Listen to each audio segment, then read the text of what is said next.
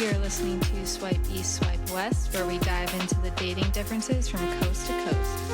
I'm your host, Ashley Davis. Hello, everyone, and welcome back to Swipe East, Swipe West, the dating and culture podcast focusing on differences from coast to coast.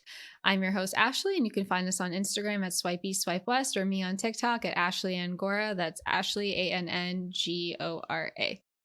Welcome back, everyone. I hope you enjoyed last week's episode, and I'm super excited to dive in this week.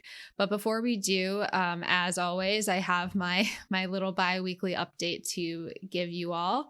And I actually have some things to share, which is new and exciting, I guess. So for anyone that's new here or that just needs a little refresher because it's been a bit, as of a couple weeks ago, I went on my first real date in like 2.5 years, which is insane. It went well. We did not talk to each other again after that, which is fine.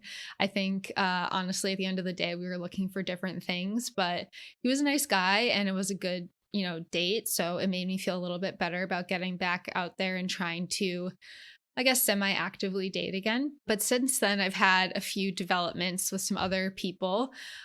So I did half get stood up, I guess, by one guy. And this guy, I was actually excited. And honestly, it sounds kind of bad. It was less about him and just more so he was doing all the right things. He picked the date, the time, the place. He picked this like really cool brewery that in an area I hadn't been to. And I was like totally down to check it out and do something new. And then where it fell through was the confirmation. We were supposed to meet at I think 1 p.m. and the place was like an hour from my house. So I wake up, it's like 10:30 a.m., no confirmation. I was going to have to start getting ready at 11. And normally in these circumstances, if I don't hear from the guy, I just assume it's canceled. But because we picked the time and the place, I was like, okay, well, maybe this guy just isn't thinking and will show up, and then I would feel like the asshole. So I text him at 11, which is when I would have had to start getting ready to leave in an hour, and was like, hey, are we still on? This guy does not text me until 12:30, so 30 minutes before I was going to have to be there. So after I would have needed to leave. I did not get ready, by the way, because I was like, I'm not doing anything until I hear from this kid. And he's like, oh, I was called into work this morning. Didn't feel the need to tell me. And then asked to reschedule. And I'm like, dude, you could have told me. And he's like, well, I can't be on my phone. No, you're on your phone right now. So that never got rescheduled. He also unmatched me. So this was before I had to confirm. So I don't really know what happened there. If you are new here, I try not to talk about too many people, but there's some things that I'm just like, I want to share this just so also people know what not to do, regardless of how you identify or your gender or anything. Aside from that, I had my first DJ gig this past weekend, which was exciting. And this does relate to dating because the whole week before, I was obviously like an anxious mess. I was prepping, practicing as much as I could because I wanted it to go really well. And of course, that's the week that I have all these guys asking to hang out, come over for obvious reasons, or to actually take me out on dates. And I told all of them, I'm like, listen, I have this gig. It's important to me. I don't really think you want to see me in my current state, and I'm just going to be really busy focusing on this right now. Can we do next week? Was honest, and it was a mixed reaction amongst all of them. I had a few that just stopped answering me / kind of made fun of me. So never heard from them again, or at least I haven't since. That was over a week ago at this point. I had a couple that I think anything that I said just went over their heads or in one ear out the other. And they just consistently kept texting me and trying to find different ways that they could come over. I think you could figure out what they were after, and it was not my personality. I'll give you a hint. And that really annoyed me because if I say I'm not free, I'm not free. You texting me nonstop is not going to change that. It's just going to bother me. And then there was a few that actually were pretty respectful of my time and said we could do something after my gig this week. So as this is getting posted. And it was just interesting to see all the different reactions. And I feel like some of it is there's this like stereotype or stigma, I guess, that like if you say that you're busy or have something going on, it means you're not interested. Where I know sometimes like people do that, but sometimes like you actually have stuff going on. So I feel like people maybe thought this was a rejection. I think also some people don't understand, especially with women, when dating isn't a priority for them. For me, like, you know, I'll go on dates if it works out, if I meet someone that I like.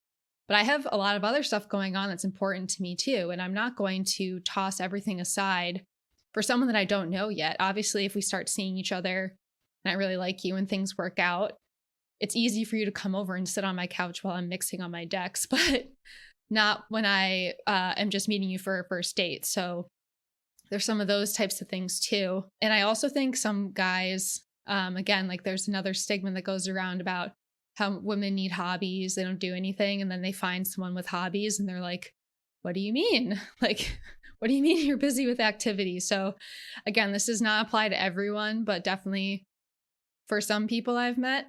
So that was just interesting, but I do have a few more dates coming up soon. So we will see how that goes, I guess. You can tell that I'm super stoked about them. I feel bad. It's not that I'm not, I'm just really tired. Because I have been really busy, but it's going to be good for me to go. So I think it's nice to meet different people and experience more things because it could go well, like coffee shop guy. I hope no one that I go on dates with actually listens to this. I tell them all not to. So yikes. Anyways, jumping into today's episode, I'm really excited because I have my friend Matt on. He is based in San Diego, so another person from San Diego, but he is offering a different perspective in the community of open relating. And I'm using that term specifically, and you'll hear more why as you listen to the episode. And I think it's nice to hear what he has to say about being in that community, how he got into that community, why he chooses to stay in that community, pros and cons to dating in and out of that. And as far as like meeting people that might not necessarily off the bat be in an open relating type of community or relationship already. And also, I know we've had two women on that lived in San Diego at one point, and it wasn't their favorite place for dating, at least. Like, I think they really ended up liking the city, but they had a hard time meeting men outside of like a drinking environment, which wasn't for them. And Matt definitely is also in a different type of environment or likes different types of environments from that, which again, you'll hear more about. But he really, like, he's going to stay there. These two women, I don't think it was for them, but I think it's nice to hear different perspectives from different people that live in the same place, which is the whole point of the show. And just being open to that as well. So I've talked way too long already, and let's dive into it with Matt.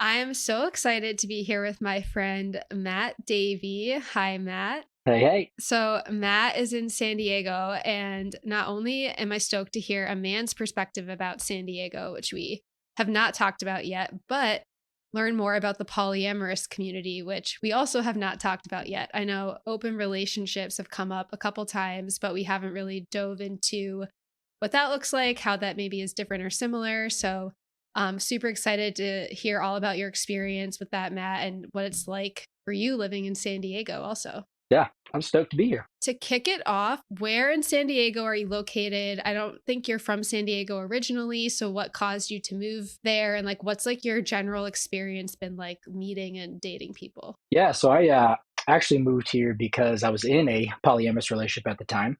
And I was living in Hawaii, but my partner and her husband lived here in San Diego. So I moved to San Diego to be closer to them and try to figure how to integrate life together in that poly world. So we'd done distance for about a year, and I moved here to be closer to them. We continued to date for about another year and a half after I moved here before we transitioned our relationship on. But polyamory is really the reason I moved to San Diego. I actually did not know that about you.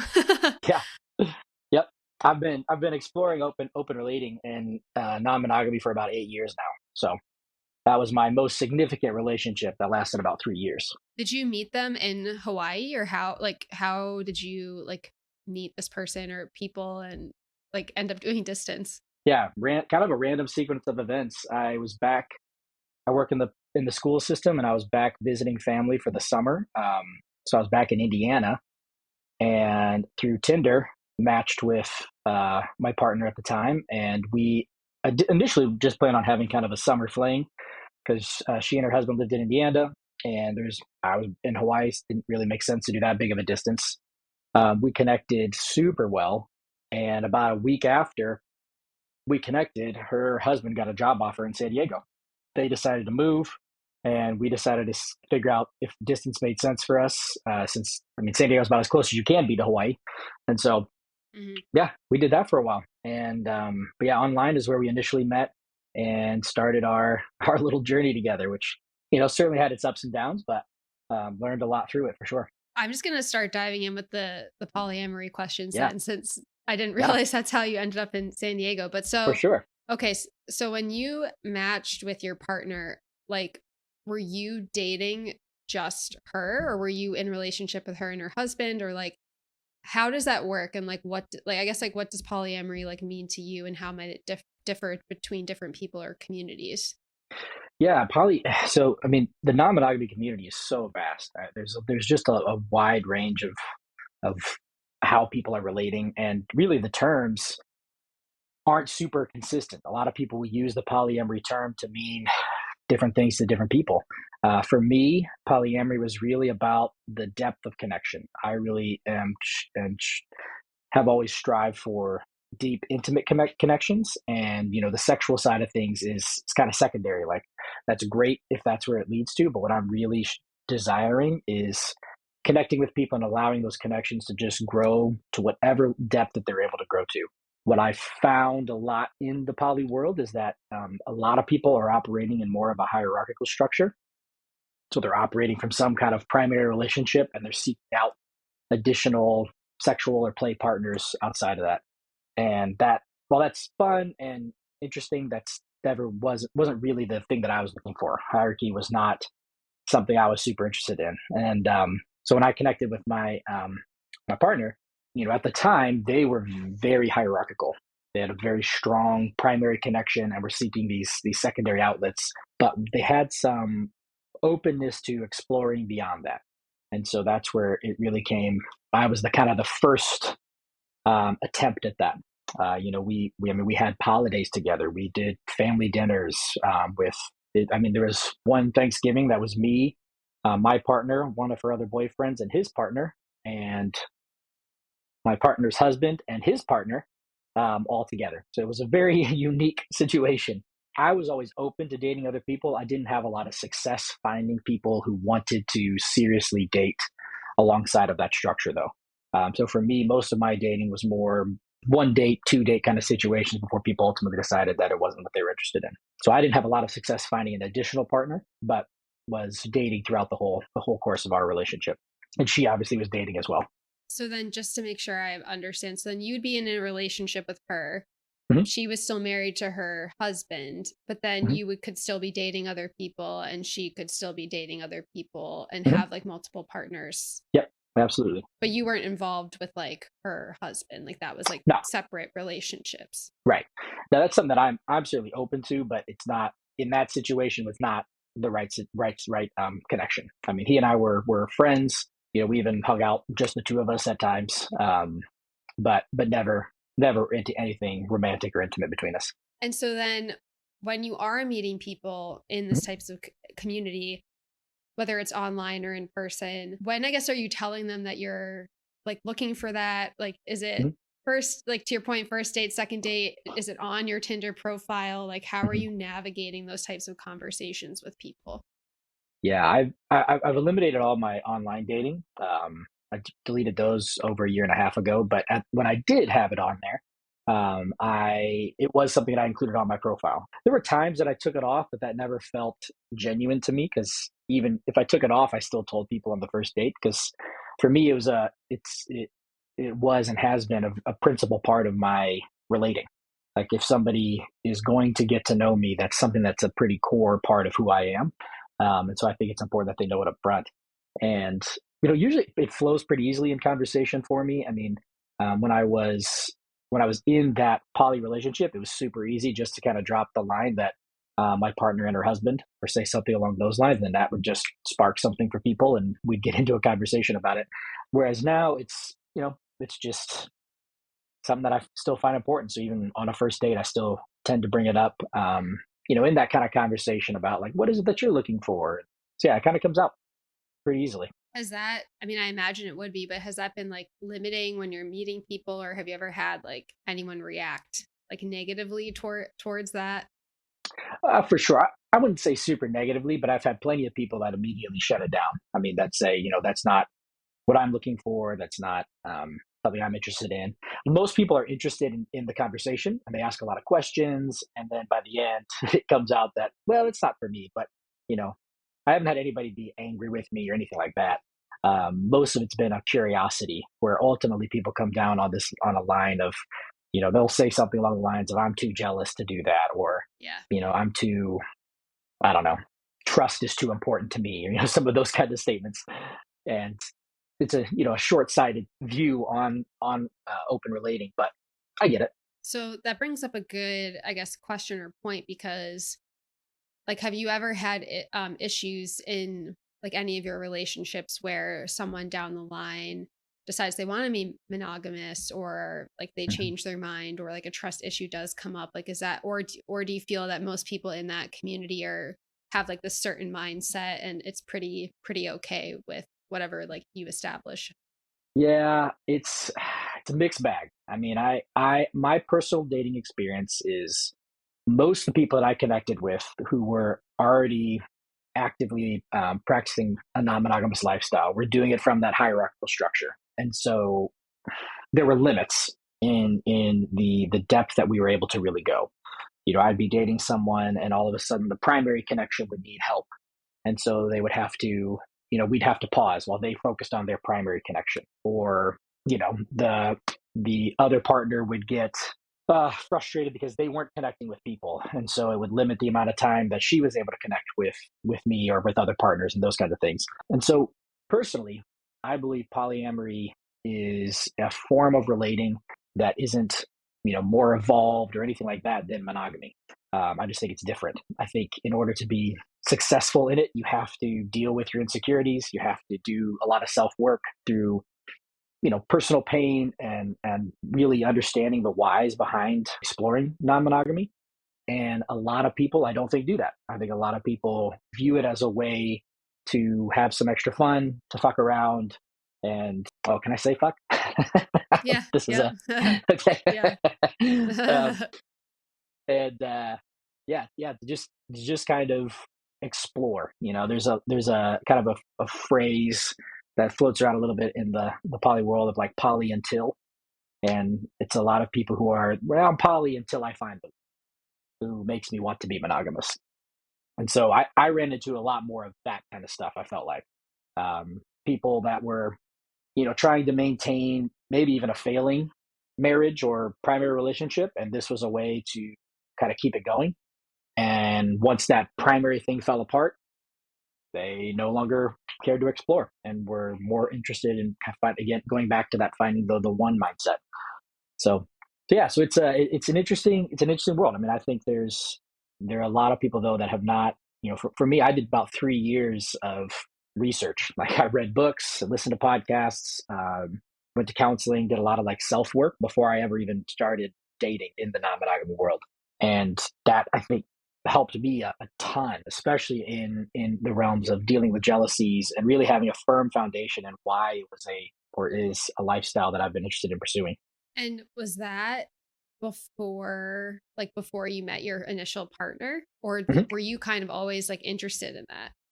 No, so I was actually married monogamously for 10 years and grew up very religious, conservative, Christian, and polyamory was nowhere in my purview as far as like an option. And so it wasn't until about 7 years into my marriage, when I first discovered it, and we we explored it and talked about it a little bit as a potential thing for us. One of those, maybe this will save our marriage kind of things. Ultimately, she decided it wasn't something that she could do, and so, but was fine with me continuing to kind of explore from a intellectual standpoint, which is part of the reason I didn't date outside of it and only research for those 3 years as well. We continued to work on our marriage. Ultimately, that marriage ended in divorce, and ever since then, I've actively dated in the non-monogamy world and have only really dated in the non-monogamy world. I interestingly don't really use the polyamory term anymore. I noticed that. Yeah, it's been one that's been overused. I feel like, and a lot of the people that I have met, especially here in San Diego, who use the term polyamory or open relating, um, are using it more so in the fuck around context. And Mm. I just feel like the thing that I'm seeking requires more conversation. So I don't want to use polyamory and just have an assumption be made about what that means. Um, so I actually have started using the term relationship anarchy more so, even though I hate the term, but I like what it represents. Yeah, that all makes sense. And I was asking because I feel like it takes a lot of like self recognition to be doing that work and looking into the community for it to be something you want to potentially explore. Whereas to your point, I feel like a lot of times there is the perception of, oh, like even like ethically non monogamous or E&M Mhm, or poly. It's like, oh, well, he just wants to like cheat on his wife, or oh, he mhm. just doesn't want to Absolutely. settle down. And to your point, like there's definitely people that are like that. But I also think, in my personal opinion, like I deleted my dating apps too. And I just think it's harder to date monogamously now, just with like Mm, social media, dating apps. Like we have so much access to people and images that mhm. we didn't used to have, that I think it's just my take. And not everyone might agree with this. It's harder for people to settle down. So I could see some people exploring more of like a open relating type of Mhm. route, just because they can't be monogamous for whatever Mhm. reason, versus like I just Yeah. want an excuse to like fuck around but have this girl here, which is also like kind of just shitty dating for most of us Yeah. these Yeah. days. But Right. Yeah. Yeah. I mean, I think I personally believe that monogamy or non-monogamy is a choice. I'm not somebody that believes that I was mm-hmm. born a certain way. I mean, I think that we have, maybe some like, there might be some preferences or some kind of innate things that make somebody more open to it than another. But I still Yep. believe that it's a choice. I think there's a point in my life when I could potentially be sexually monogamous with someone. We ultimately decided that's what we wanted to do. But I will never be emotionally monogamous, if that makes sense.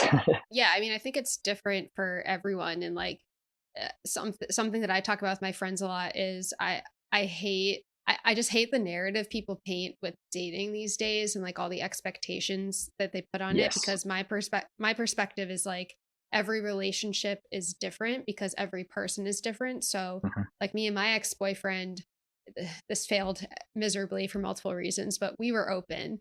Whereas like a different person and I, we might not be open, to your point, or Mhm. and how you approach one person with dating is not going to be the same to someone else. And I feel like like people are trying to push this like one size fits all approach, whether even in monogamy and like Mhm. non-monogamy, just with like what they think it should be. But Yeah. it's not the case. And I honestly think like social media is a problem with perpetuating that, because everyone's Mhm. kind of spitting out these ideas and you get like inundated. Like I have to sometimes go off it because I'm hearing if he wanted to, he would too much. And I'm like, there's a Yeah. gray. Sometimes there is a gray. There Like, is. Yeah. so yeah. Yeah. I agree. Then what is your take on the community like in San Diego? Like are you mostly dating in the community there? Are you still meeting people in like other areas of the states, or like have you found it's Mm. been like different or better in different areas? Yeah. I mean, San Diego's definitely been the best place that I've lived for non-monogamy. I mean, Indiana and Hawaii are not very open. Hawaii actually has a unique, like, super subculture, from my understanding of non-monogamy, but it's kind of insular and harder to break into. And I never was really able to break into it. It was just these rumors that it exists, or maybe I was just on the wrong island. I don't know.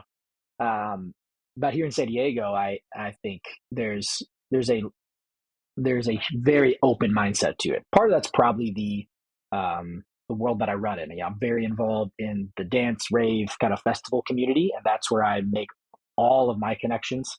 And within that community, it is a very common theme to be exploring non-monogamy to some extent. I just don't find that a lot of the people I've connected with in that world are also, you know, into it in the intellectual standpoint that I am. They haven't necessarily read the books or kind of done the self work. It's just a way that they believe is beautiful to relate. And I don't disagree with them. I just think that I've seen it come. I've just seen it cause additional, what I feel like unnecessary dramas within friend groups and things like that. But yeah, that's where mostly I date. I deleted the apps like a year and a half ago because for me they were super unhealthy. I was a little too caught up in like the why am I not matching with certain people, and especially when I would go through phases of not matching at all with anybody, and really struggling with trying to, reworking the the profile and changing the pictures and trying to, doing all these things constantly to get that one little shtick that gets people to swipe right. But it wasn't good for my mental health. So ever since deleting them, my world kind of also coincidentally exploded relationally, and I was meeting a lot more people, and we came out of COVID and all those kinds of things. So my social network just grew exponentially, and so I didn't need it anymore. I'm meeting people organically all the time and feel like I'm able to kind of ask people out more so in person, which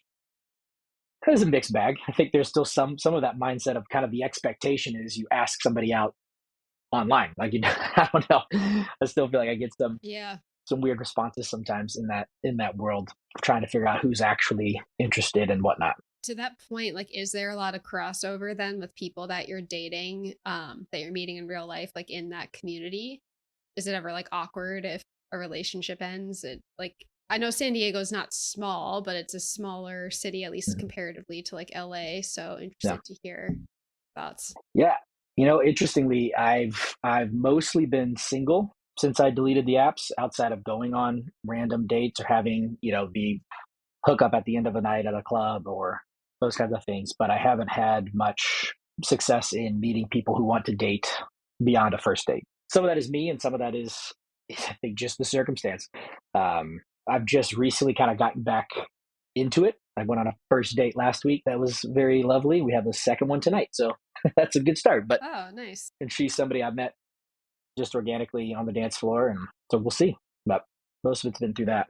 I was going to ask, do you think that is because there's been kind of like a paradigm change with COVID or the landscape we have now? Is it the types of people that you get in San Diego, or just like there's just like a hookup culture, or like what do Mm. you think it is? You know, I think there's I think there's a few things. I think there is a hookup culture, especially in that kind of like rave dance festival scene. I mean, I think that is a pretty common theme there. I mean, everybody's enjoying, enhancements and things like that throughout the night and just kind of having fun. So I think that is pretty common.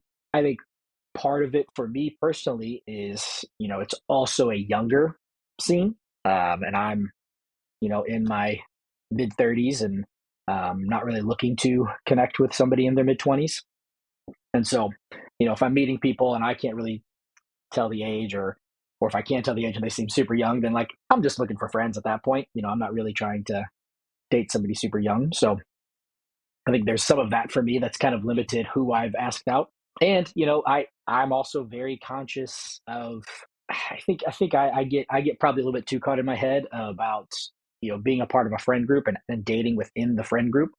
Sometimes I think I get a little bit self-conscious, or not self-conscious, but like overly concerned with causing friction within that group, especially if I'm a new guy into the group. And so there have been a few people that I've wanted to ask out over the last year here that I just haven't because of that. I'm like, I'd rather just make sure friends are good and like there's no extra drama. And I don't know if that's the right move. It's just the way that I've operated. Yeah, I feel like that's always tricky. It's like the the push pull of this could, if this works out, that's great. But then if it Right. doesn't, I have to deal with the repercussions. And do I still hang out with this friend group? And, Absolutely. depending on if it ends well, or even if it does, how the other person may or may not perceive the situation. So it's Yep. always tricky with that one. Absolutely. Would you ever then try to like date outside of the rave scene, or like something? I guess like a question where this is coming from is like with some of the women I've spoken to, they're not really like big on going out or like drinking. They do more of like go to the farmers market, go to Mhm. Pilates, and they said they had a really hard time meeting men in San Diego because it is kind of like Mm. a heavy drinking, going out culture. Like my take is I think a lot of guys, I don't think you fit in this, but a lot of guys are really like broy, kind of Yeah. fratty, which also wasn't their vibe. So like, where else do you think you could like meet people organically, since you're also not on the apps? Sure. I mean, I think farmers markets, that is a place that I've met some people.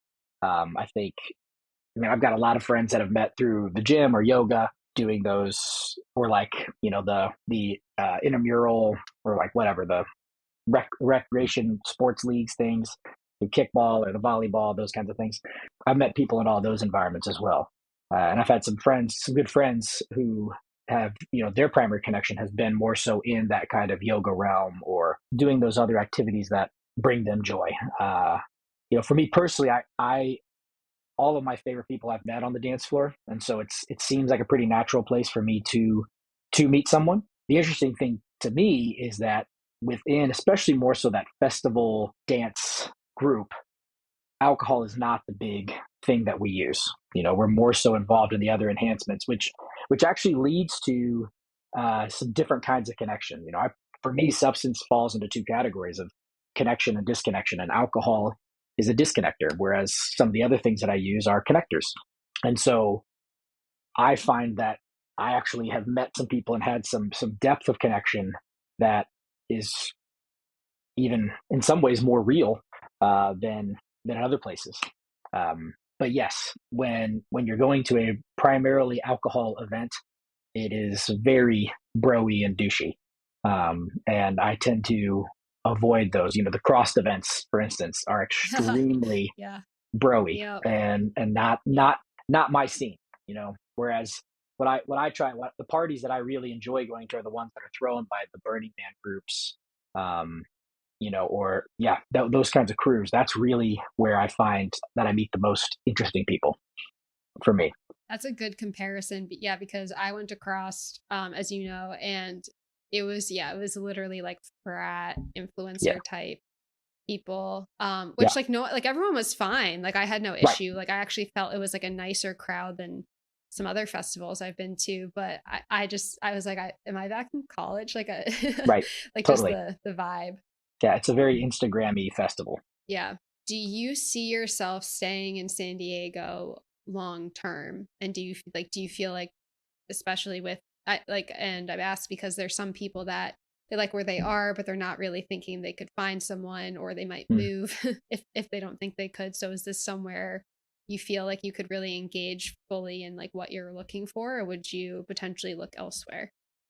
No, I think this is my home. I mean, I think there'll be times in my life when I might live somewhere else for short stints, but I think San Diego is my home. It feels like my soul belongs here, and I think I have no doubt that, like, if me finding a long term partner is in the cards, that it's possible here. I have made the greatest friendships of my life here, and I've had some growth relationally that I kind of has exceeded some of my beliefs of what was possible, with truly understanding how to love someone and grow deep in connection with someone, even when sex is involved. And so I don't feel like I'm super lacking in my life. I feel like it's a really happy existence. So like at this point, honestly, the only if I didn't enjoy sex so much, I probably wouldn't even be seeking out a romantic relationship, because I'm so fulfilled in every other way. It's just that that sex factor is pretty motivating for me, especially for me, because I love the playfulness and the depth of exploring all the different kinds of pleasure. It's hard to really dive into some of the the kink side of life through only casual partnerships, because there's a depth of trust to really enter into some of those kinds of play scenarios that I really am interested in exploring with someone. So, and that just takes more of a consistent play time together, or like trust situation. I don't really like playtime. I don't like to say that, but you know what I mean. Yeah. Yeah, no, I know. Yeah, and I completely agree. Like I mean everyone's take on this is different, but I don't think I could like meet someone and the first night be like handcuff me to the bed even. Right. Like, like Totally. it takes like a Yeah. lot for me. Like I would need to know, I would need to trust them and like be Mhm. consistently seeing them, like especially as a woman, like we always kind of have to Oh have my our God. guard up with people. Absolutely. Um yeah, and I feel like every time I get to like a point with a guy where I start feeling comfortable is when they ghost me. So I'm like, well, I don't Mm, want to like put myself out there right. just for you to like, and explore, put these things out and do these things with you just for you to move on or like toss me aside. Whereas I've also heard on the opposite end of the spectrum, other women have the completely opposite mindset. And I wish I was more like this sometimes, but they'll be like, yeah, well, I'm just meeting this guy. I have no expectation to see him again. So why not just put all my cards out Mm, on the yeah. table and do whatever and let my inhibitions run free, like because I don't have to see him again. So I've definitely Sure. heard both things and everyone approaches it differently, but I'm definitely more like you where I'm like, I need to like work my way up Yeah. to that and things. So Yeah. Absolutely. I think some of the things that I'm interested in, like I said, intimacy is really where what I'm seeking, and there's right.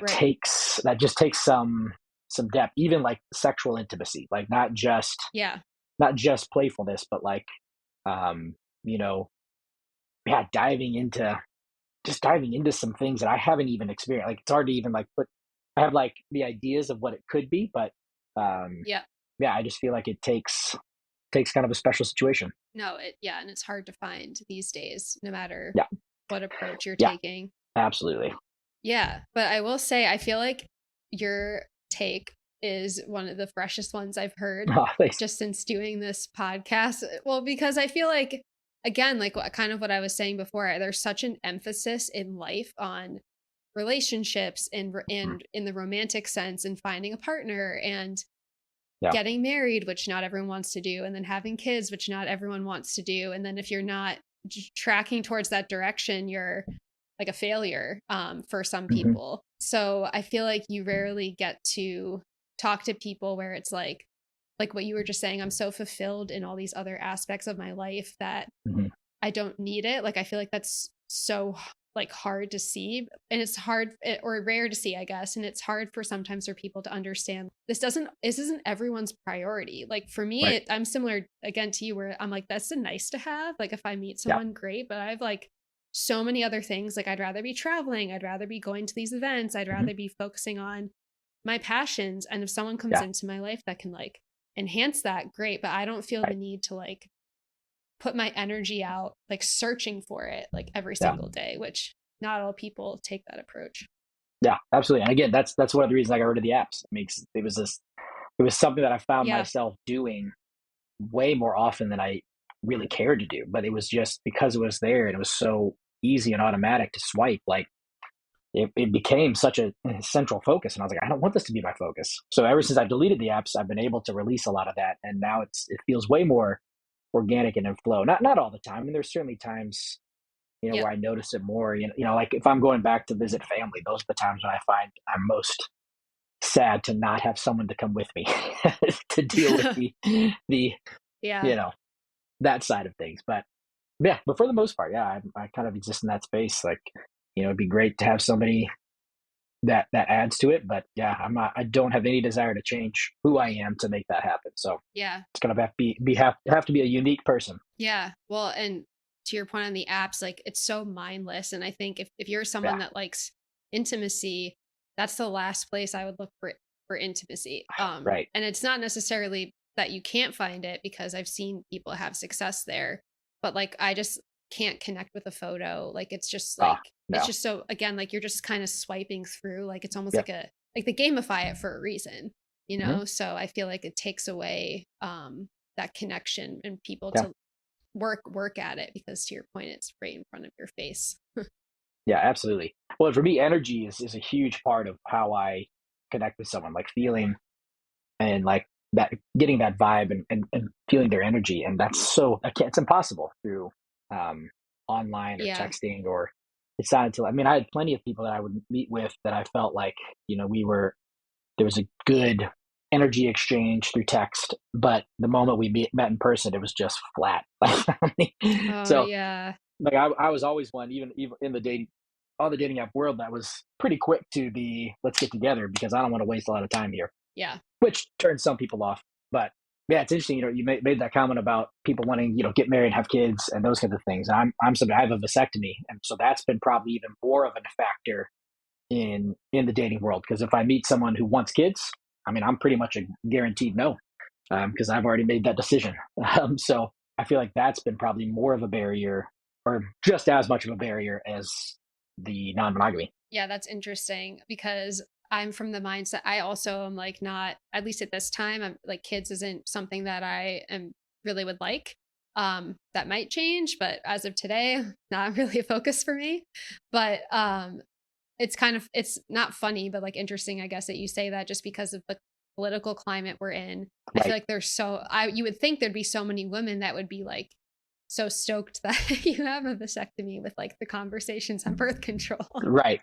Well, I think maybe here recently that probably has changed more. I have had way more conversations with my friends, my male friends, about sex and about getting them, and I've had more friends tell me that they find it attractive that I have a vasectomy, but I haven't really gone on a ton of dates in the last 3-4 months, and so maybe my data might be a little bit skewed at that point. Yeah, that's kind of funny. But yeah, I mean, I can see how that could be a barrier to either way of like your alignment on future goals and things like Mhm. that because again, like society tells you like this is what you should be doing, like this is what you want. Right. And some people truly want it, but I think other times people don't actually sit and think like is this what I want Mhm. really? So if you were giving advice to someone that wanted to explore the community or was Mhm. interested in entering it, like what would you like tell them? Yeah, my first recommendation would be to read a book. There's a couple of really good ones out there that I've found a lot of growth in. Polysecure and More Than Two. Those are my go-tos. People who have explored. A lot of them have read, more so like Ethical Slut. That's the one that I think most people have heard of, I have heard of that. and it's yeah, it's a good book, but it is more of a narrative story as opposed where the other two are going to ask some different kinds of questions and get you to dive a little bit deeper into some of the intellectual side of it, which again is something that I connect with. And beyond that, I always ask people the whys. Like what is it about non-monogamy that you find appealing? Like that would be my first question: is really understand your why. And once you can articulate that, you're going to be in a much better situation and a much better place to explain that even to somebody else. The couple times that I've had these conversations with friends, that's where I've always had them start. And have they, if you feel comfortable answering, have they been Mhm. like successful? Like, have they ended up going that route or worked Yeah, out for them? yeah. Well, yes and no. I mean, my most recent one of my really good friends, he is somebody who has just entered into that world over the course of the last 6 months here, and it's been a very good initial journey. Like, I mean, he's at the very beginning stages of it, but I think it's something that he continues to find intriguing, and he has also found growth in. For me, that's really all I'm seeking and recommending folks. Whether or not they choose non-monogamy or not is Mm, secondary or tertiary. I mean, I don't. It's not the point. I think the principles of non-monogamy are actually the same or should be the same principles of monogamy. It's all about open and honest, authentic communication, dealing with your shit, addressing jealousy, because jealousy is just insecurity of self or insecurity of a relationship. And then, asking for what you want and expressing what you can give. All of these things that aren't really unique to non-monogamy. You have to maybe you might be forced to address them a little bit more openly. I think that's one of my turnoffs a lot of times with monogamy is the way that even in like movies or TV and media, how we kind of elevate or even glorify jealousy as like, oh, I made you jealous, so that makes me feel like you like me more, that kind of stuff. It's like, no, like, come on, like, jealousy, it's just insecurity, like, just deal with it. And so I feel like you could hide a little bit more in monogamy potentially, but in reality, I still believe, you know, it's it's going to be most successful when you are in that realm of that open, honest, authentic, real communication. Yeah, that makes a lot of sense. And to your point, I think that's where the downfall of a lot of relationships are, at least in my experience. It's the communication. Oh yeah. That's the biggest thing for me. Yep. Yeah, and that might be why, my friend I was just talking about who's having success, he's an excellent communicator. So that's probably why he's having the success as well. Is he has worked hard on his communication over the years, and so it's also an area that is very important to him, whether or not he was relating in a non-monogamous manner or not. I love to hear that because I feel like that's hard to find Hmm. these days. Yeah, for sure. I think those are all the questions I had, unless there was something else that you wanted to talk about. No, no, I love the conversation, and I think I think part of the reason I'm very open about it. I talk about it, probably bring it up in conversation more often than people even care for me to. But it's just an area that I want people to be thinking about. I think it's more common than a lot of people realize. I mean, I run into people all the time who I don't necessarily expect to be into an open relationship, or because a lot of people, even if it's just something in the realm of like group play, they just want to have threesomes or foursomes, or they want to go to play parties, or whatever, like all those things fall under this umbrella of non-monogamy. It's not necessarily the thing that Yeah. we're all looking for, but for instance, my ideal scenario is probably a quad dynamic. I think that would be my dream scenario, is to have two men and two women that decide to kind of do this thing together. And I'm not holding out the hope that like that's the only successful thing for me, but like that'd be really beautiful, I think. And it's hard enough to find one person, so we'll see if I can find three. But yeah, yeah, I just think it's a good conversation to be having. So I appreciate it. Yeah, no, for sure. And I think to your point, there's just a lot of misconceptions. And like even when my ex and I were open, the biggest issue we had was one, communication and with boundaries and things like that. Mhm. And two, it was like the feeling of like not being good enough. Mhm. Like it was almost Right. like you needed to see these other people because he alone like wasn't good enough, which like wasn't the case. So I think Exactly. like educating on some of those things also is helpful. Yep. I was just having this conversation with my friend here recently. He's currently dating somebody who is very like, she's very fit and petite, and I mean, she's gorgeous. But, that doesn't scratch his itch for that desire to also be with a voluptuous woman. Like she will never be that. And so, it's just different. It's not better or worse. Like they have fantastic sex, but, he's able, but like that desire is also there of like, you know, being with somebody who has different physical attributes, or somebody who, I could potentially be with somebody who doesn't enjoy festivals. Well, I would want to go with somebody at some point who enjoys festivals, so it's like Right. having somebody different that explores that. Every other type of our relationship kind of structure, in the way in friendships or familial relationships, we don't operate in the sense of one and only. We believe that if you make a good friend, you're like, oh my god, I can't wait for you to meet my other friends. I want you to be a part of this group now, because that, Yeah. like, this friendship is growing the love that you even have for these other friends. It kind of, they elevate each other. And I believe in kind of that non-monogamy belief, is that is also true in romantic and sexual relationships. And I've experienced that in my long-term relationship. I would drive her to and from dates, at times, and we would have great conversations about her date with that person, and the things that she liked that he did, or the things that she found attractive. It's some of our best sex even after those dates that she would have with other people, because it was so exciting to hear about her being cared for, finding like new giddiness and love. It's this, the word is compersion, that was kind of coined within the poly community, but it's that antithesis to jealousy of celebrating somebody experiencing this new loving connection. and really feeling full yourself through their sense of fullness, you know? And again, it's a feeling that we feel through friendships. You know, we hear about a friend who's having this beautiful new thing and it's exciting and like we feel so happy for them. Not to say that there's not envy, you know, potentially, but you know, it can still be really like fulfilling and grow your own ability to love. So that's where that's where I think non-monogamy can be really beautiful. And it doesn't mean that it's not, you know, there's just as much risk for drama, there's just as much risk for fallout and all those kinds of things because we are all humans who choose to do the work or not. So um, it definitely is not a perfect structure or anything like that, but I think it can be a really beautiful way to live.